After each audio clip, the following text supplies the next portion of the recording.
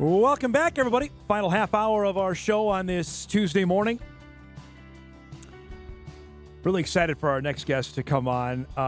For anybody that's covered high school sports in the state of Minnesota or a fan of high school sports in the state of Minnesota, you know our next guest because his face has been plastered on a car for the last 15 years, but he's traveled every length of the state, and he's officially retiring next month from his job where he's highlighted just great stories you probably wouldn't hear about, stories you wouldn't hear about on our newscasts, maybe from time to time, and from around the state. John Millea joins us from the Minnesota State High School League. Their media specialist is his official title. I would call like the Pied Piper of great stories that you don't know in Minnesota high school sports. It's great to see you, bud. Congratulations on a great career.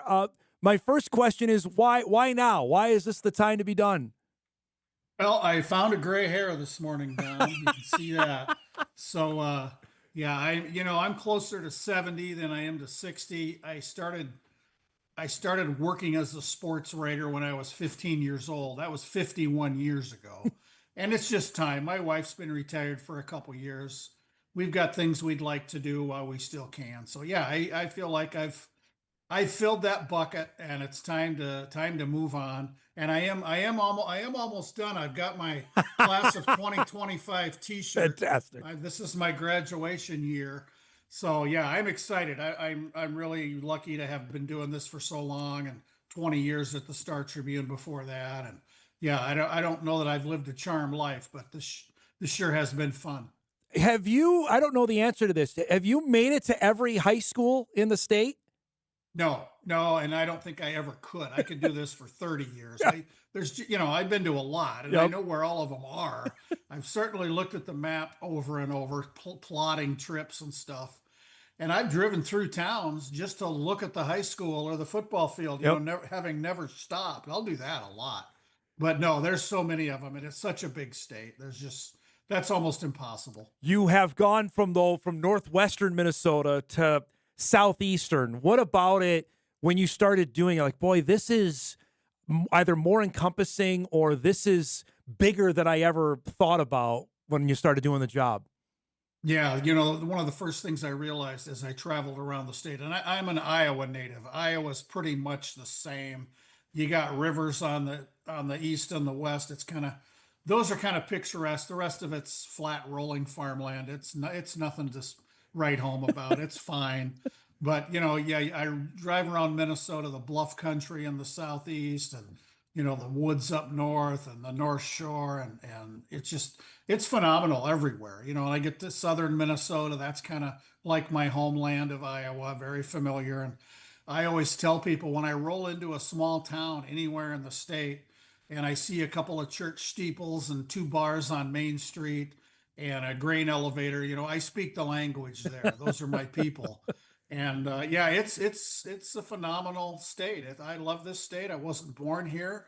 I've got a tattoo on my arm. It's not the state of Iowa. It's That's another awesome. state Wow. that I got this year to it's kind of a symbol of my gratitude. And we raised our kids here. None of our kids were born here. And my wife's from the same little town in Iowa as I am. And I'm just so grateful for living here for 35 years now, and raising our kids here. Two of them moved to California. I don't understand that. They don't like snow. But yeah, it's a beautiful state, and there's beautiful people everywhere. I When the high school league, did they approach you about this or did you see an opening? How did the job come about? Yeah, it's kind of a long, involved story. I was covering high school sports at the Minneapolis paper. I got to know Dave Stead, then the executive director of the high school league, legendary guy. And the high school league had made some decisions that made people mad. And the way the high school league approached things back then was they didn't comment. They'd make their decisions. We're not getting in a back and forth. So I don't even remember what the decisions were, but everywhere I'd go, people were coming to me, hey, what the high school league do that for? Why won't they explain it? So I was having a phone conversation with Dave Stead. This was at least a year before I was hired. I was working on some story. I just needed to talk to him, and we kind of covered whatever we were going to cover there. And I just off the top of my head, I said to him, I said, Dave, you're getting roasted out there for X and Y, whatever it was. he said, yeah, I know. And he kind of explained, we don't like to get into back and forth. And again, clearly off the top of my head, I just said, have you ever thought about a staff position? Somebody maybe kind of a PR, maybe to tell your stories. And because I thought they just needed some help. And no way was I thinking me. I love the newspaper life. That's all I'd ever done. And we kind of talked and traded emails for close to a year. And then he finally told me, we're going to do this. And no high school governing body in the country had this kind of a job. Wow. And I give him credit for taking that step. And they interviewed me, myself, and I think 5 or 6 other people. And at some point in that process, I realized this could be a cool job. So I was hired, and one week I was covering the state wrestling tournament for the newspaper. The next week I took a week off, and the week after that I was covering girls state basketball for the high school league, and away we went. And like I said, Don, Wow. nobody had a job like this. There were no breadcrumbs to follow. It was just kind of go a day at a time, and that kind of continued right till now. It's like a day at a time, and certainly I've been really lucky to do this, and that's credit to Dave Stead. Some stories are obvious, John, and you're going to cover the undefeated football team or a basketball team or a hockey team that's really good. The ones I've always appreciated you've done, and heck, I've sent you a couple that we've done, are the off the beaten path. How did you find those, especially from smaller schools? Was it you're getting a phone call, you get a tip? Like, how did you find the ones that are in Norman County or in Ada, Minnesota? Sure. Yeah, I think a lot of it is just keeping your nose to the ground and having maybe a sense of, is that a story? But I got so many tips from people, just people in town, or an administrator or a coach or a parent, and social media has certainly helped that. News can travel. One of the things I realized, as I've kind of been in the waning days of my journalism career, is showing up can be half the battle. No I've doubt. walked into so many sporting events without a story in mind, and I'll see something that just blows me away. I've started posting what I've kind of settled on my favorite 15 stories I've ever written over 15 years. Posted the first one yesterday, Zach Gabbard Yeah. from Perham from 2011. And the one I'm going to post today is one of these. I just went to a football game and didn't know what I was going to see, didn't have a story in mind, and it's one of my favorite stories ever. I'm going to post that one later today. It's just show up. You never know what you're going to see. When did the league or did you or somebody come in with the idea of the car and your face on the side of the car? Again, that was Dave Stead. I was the first couple of years with the high school league. I was driving my own car, just beating that thing into the ground, just putting on all these miles, and the league was paying me by the mile. Okay.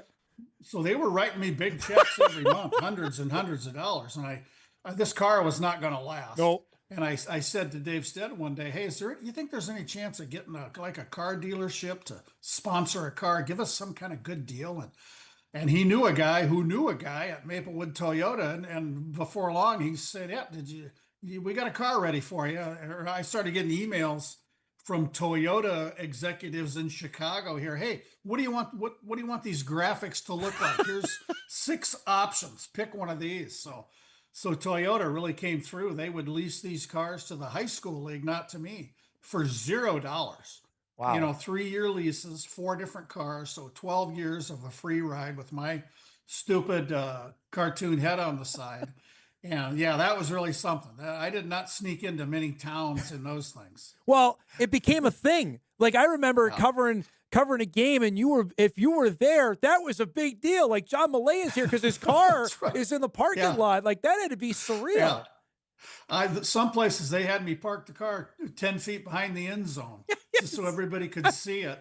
And I've got a collection in my garage of all these parking signs, parking reserved for John Millea. That's awesome. That's so cool. Yeah. You mentioned your favorite 15. The one yesterday obviously caught my attention, and I've been wanting to do this, and then I saw it, so it just springboarded more, was the Zach Gabbard story. I lived that. I remember anchoring the sports that night when he collapsed in Glendon when they were playing DGF, Perham's team, and Dave Cressup is a friend of our show. Dave is still on now, who's the head coach then. That was one of the more remarkable stories that just took off, that became almost a nationwide story, because Perham went on and won the championship, and Zach showed up at Target Center that night. John, was there wasn't a dry eye in the house. It really wasn't. It was phenomenal. And I didn't really know Dave Cressup then. I talked to him, but he let me know before, as they were getting to the arena, hey, John, we're going to have a surprise and you're invited to be in the locker room. And, like as the story goes, the kids thought we're going to do a video hookup with Zach, who was in a rehab facility in the Twin Cities. Yeah. So they're looking at this TV in the locker room, waiting for Zach to appear on the screen. And out comes Zach, his mom and dad pushing him in a wheelchair around. They were like hiding in a shower stall. And just to be in that room at that moment, it's unforgettable. And then when the team took to the court, and here they get Zach up on the court in his wheelchair. Yeah, you're right. It was super emotional as about anything I can remember. And just that story of he's here, he's with the team. He was introduced with the lineups. Yeah, those are unbelievable stories. Unfortunately, the last time I had you on was when the nickname challenge came about. That took on a life of its own as well. When we didn't have any sports going on, how much did that take? I mentioned take a life out of its own. Like, I can't believe this became as big a deal as it did. Oh, I had no idea. I just was thinking it's COVID. We're not doing anything. What can we do? Yeah. And I wondered, and I'm a fan of goofy mascots, and I wondered if this had ever been done. And so I got online, I did some searching. The closest I could find was the Wild had done a bracket like that with high school hockey jerseys. Well, that's not this. This is nicknames. So I just to kind of give me something to do, I started going through all our nicknames. I picked 64, put them in 4 stupidly named brackets, pretzel and cheese bracket. I don't know what they all were. And we voted on Twitter, and Twitter was the great platform because you put up a poll, you had 24 hours, and we worked our way through till it was the Spuds and the Awesome Blossoms. And people still mention that to me, Dom. I hear about that pretty regularly, how much fun that was. I think everybody just enjoyed something different. And I've got this thing behind me in my house. In another room in my house, I've got the big framed bracket. of the nickname challenge that I'm gonna when I go to the crematorium, that's going with me. Last thing, I have to wonder, because I know when we cover in North Dakota and obviously in northwestern Minnesota, I'm curious, did you get more guff on football classes, or why is there no shot clock in Minnesota basketball? Which one did you get more a coverage on? I think shot clock, that was the one. And I thought, and it's fine. We've had the shot clock now for a few years, and I was 50-50 on it. I didn't care. Just play basketball. And it's fine. The complainers don't have anything to complain about now. We have shot clocks. Yeah. And the football classes and the way we, set up sections and all that's every other year. That's a pain in the butt. But that's part of the deal. Those things have to be done. And yeah, those aren't the worst problems in the world. It's so great to see it. Congratulations on a great run. I hope you enjoy retirement, and whoever has the job after you has certainly high expectations to fill, man, because you've done a dynamite job. Thanks so much for doing this morning, bud. Thanks, Dom. I'm one lucky guy to be able to do this, and thanks for all you do. Appreciate it. John Millea, outgoing now, media specialist for the Minnesota State High School League. You've seen him all over Moorhead, Perham, Ada. He's been all over up here, and we wish him well. What's been a great run for the Minnesota State High School League. We'll take our final break. We come back, we'll wrap things up and get you ready for a busy Tuesday sports night. We'll do that on the other side of the break. Back on Hot Mic after this.